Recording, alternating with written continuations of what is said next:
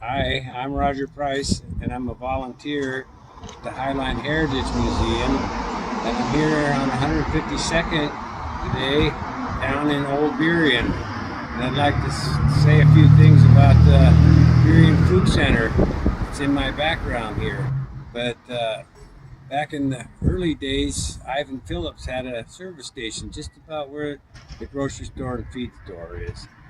And the trolley that came down from Riverside and in the Spokane Street. It ran through White Center and then it came down Avon, but it came right about through here, and then it angled on down towards Seahurst. But so that's about how the trolley came to be. And then they would go down there, and the people would come out to look at real estate out on Lake Burien and Three Tree Point area. But in 1965, that's where I got my first job, was working here at Burien Food Center. My good friend Mike Fazaro, his dad was part owner, Ben Fazaro, and then the other owners were Al Isernio and Phil Isernio. So I had a good time working here.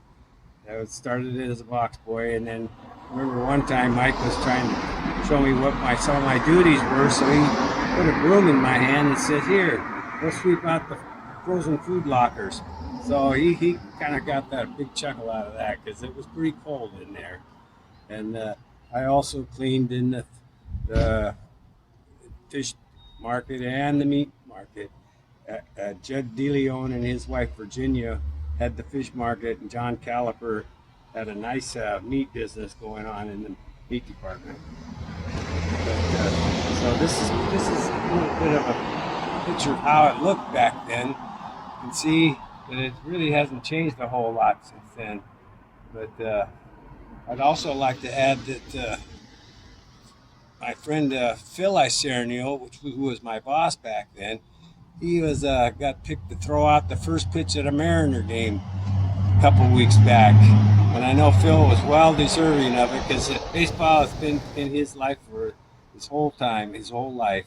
So I know he got to get a Mariner jersey, and it's quite an honor for Phil.